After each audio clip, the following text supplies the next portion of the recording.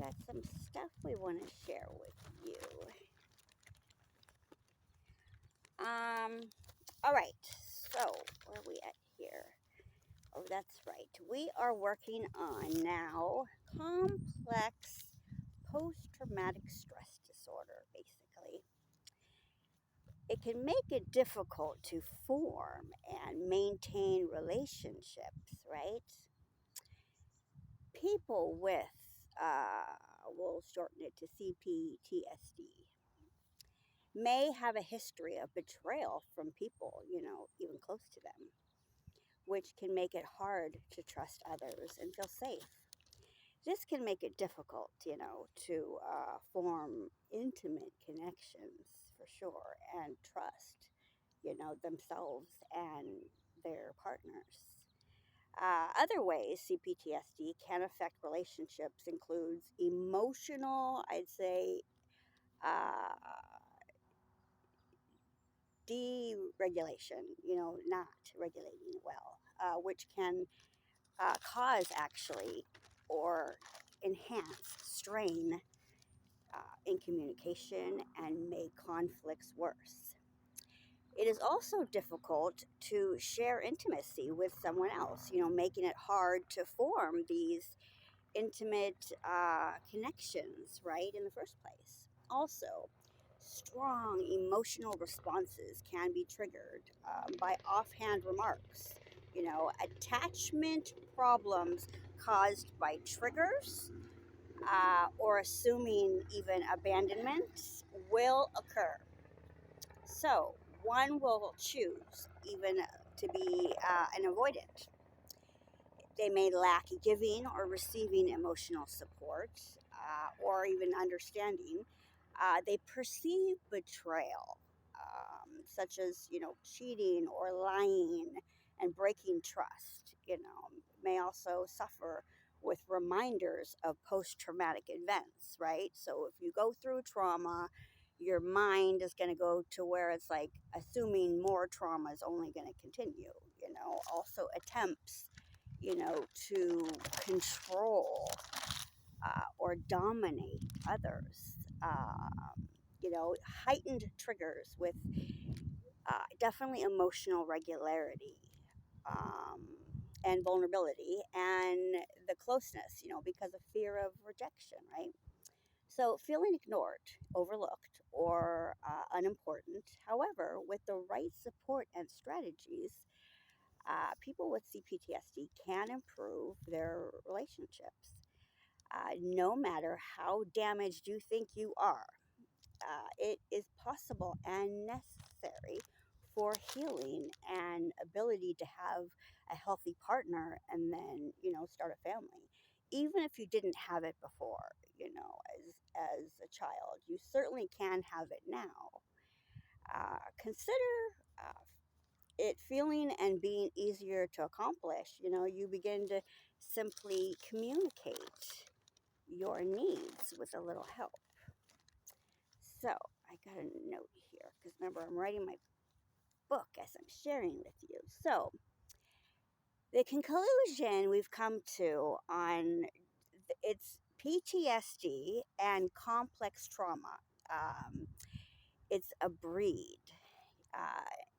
From one of 8 childhood traumas, one or more than one, several, there's 8, neglect and psychological, the physical, sexual abuse, natural disasters or terrorism and community and school violence, whatever happened in you or another person's, childhood, witnessing or even experiencing intimate partners being violent or, not being intimate with each other. And commercial sexual exploitation too. Recognize what your trauma is, so that you can talk about it. Certainly, with your partner, it's safe.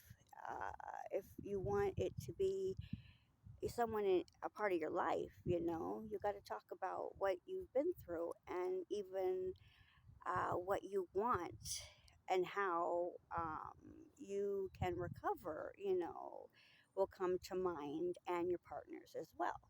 It's more support. You're open about both your experiences and your triggers so that you have a healthier and, broader, more inviting perspective of actually, continue being together, long term. So begin to separate the past from the present, right? Is always rule number one. Use I statements such as, when you say that I feel hurt and confused, practice self care, such as eating a balanced diet, with your foods and sleeping enough. For many individuals with CPTSD, connecting with others who share similar experiences actually can be healing and even empowering too. When you get two individuals willing to commit to each other and even start a family, you can sort of compose a plan to do that by remembering some key goals you desired and set in motion, right? Together. So don't minimize your trauma or theirs. Validate one another's feelings. Seek to rebuild and model emotional connection for each other. Keep things in perspective and encourage one another. After all, you made that choice to be with that person, didn't you? So remember and stay focused on the good feelings that you get to have with each other. A nurturing and healthy relationship is possible.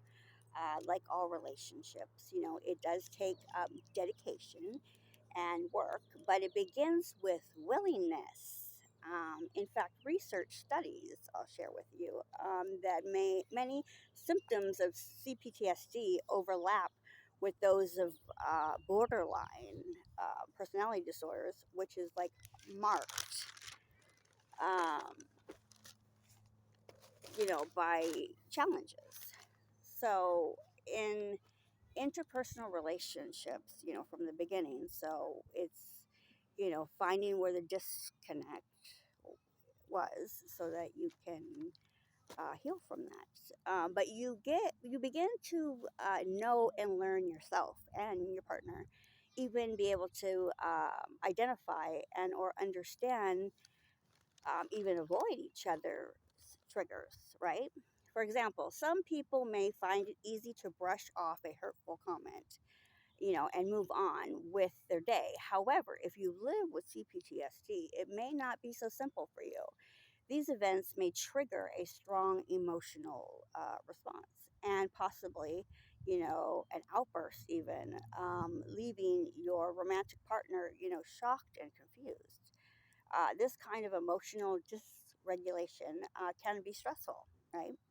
Even hurtful, but you learn that through experience, and then learn to adapt to, I would say, alternative ways, right, to communicate, and even when and how to avoid inflicting, so to speak, the other. So, something basic to start with. Let's try that. Maybe time of day.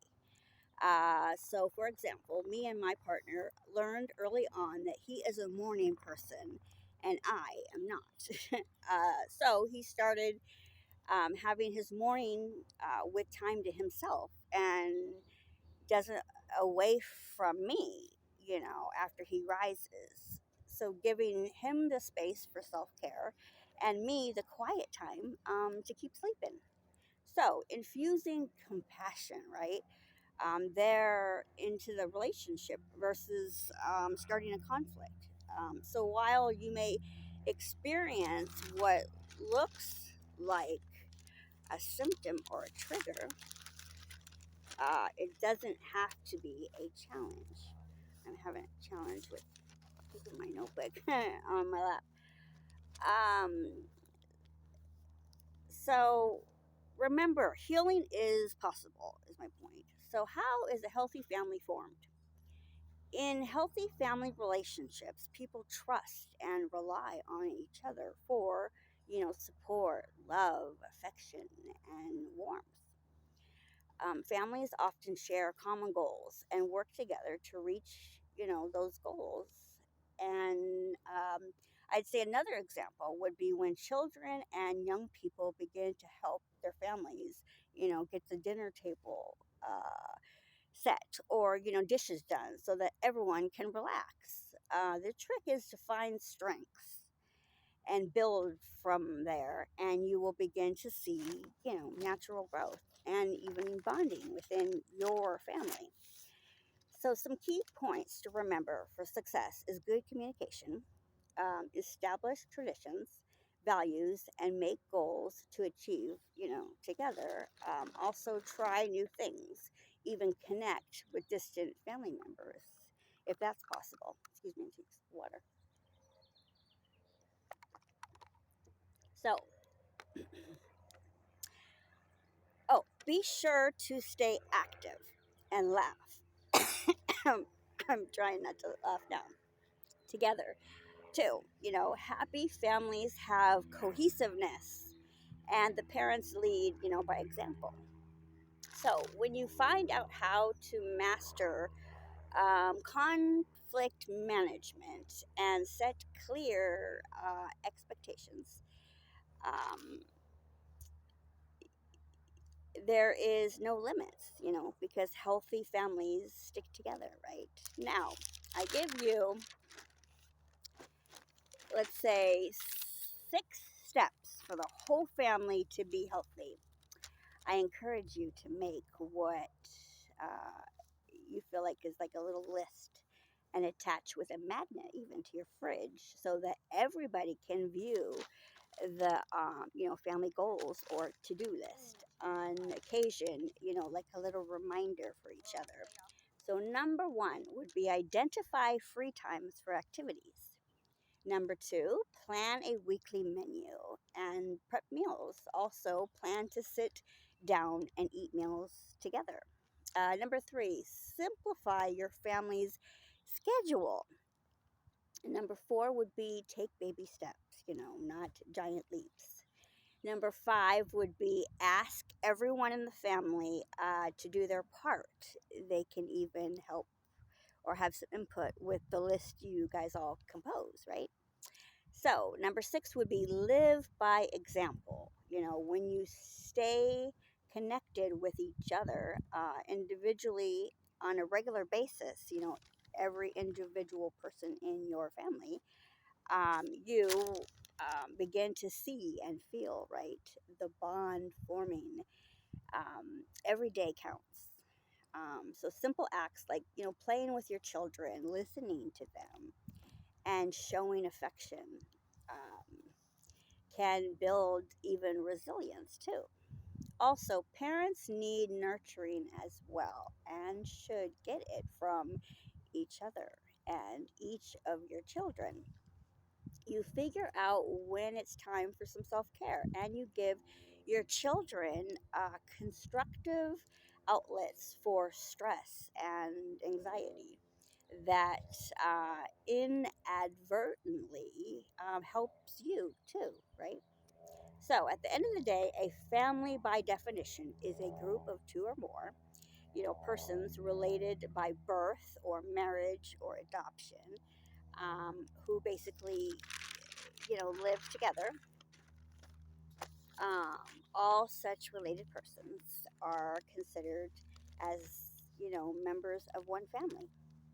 Regardless of the trauma you may have received as a child, you can make the choice to decide to give your well made family to have a better experience. Because of therapy and education, I began to realize that I get to be the mother and even the wife that I want to be. Anyone, though, can come to that same process and ability. You just have to decide to live, the life you want. Finally, I leave you with these protective factors, which is like the recipe, even to make a um, enjoyable, healthy family. And it is positive attributes that strengthen all families. The 5 protective factors considered the most important are nurturing, and attachment, knowledge of parenting, and of your child, each one, and you uh, have youth development, right? And parental resilience, social connection, and concrete supports, for parents. Um, these qualities and skills will enable your child to not only to thrive in sports even, but also within other life domains, for example, like school, extended family and work later. It can be grouped under the 5 C's I will give you that they can then carry on after you've given and shown them, right? Um, what's going on with planes lately, but so I'd be commitment, communication, concentration, control, and confidence, so that they can grow up and into the next generation, right? Built for even better than the past. So, uh, he's telling me to share with you the conversation that we had earlier. I had said, okay, Father, on this book series I am writing, I began one, and then I thought maybe another one. And as you have shown me how to write it so specifically, he says, so write the revelations as they play out, like in the Bible, so that it sells like Harry Potter.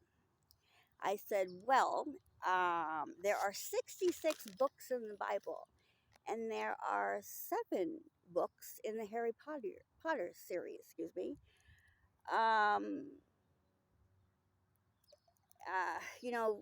this trial and my life before enduring has now got me to book 2, chapter 10. But I thought to ask, so how many books am I meant to write?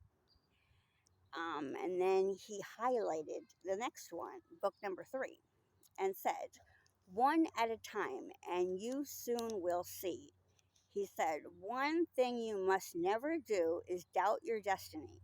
He said, for you, my child, your story is no longer written in stone, but written in the sand and with a diamond point pen. Its highest heart's desire and greatest dream fulfilled. And real big, he says, I'm going to fulfill it. It's who I am. Really big. And what I do. All right, guys. Hope this helps. Talk to you soon. Bye.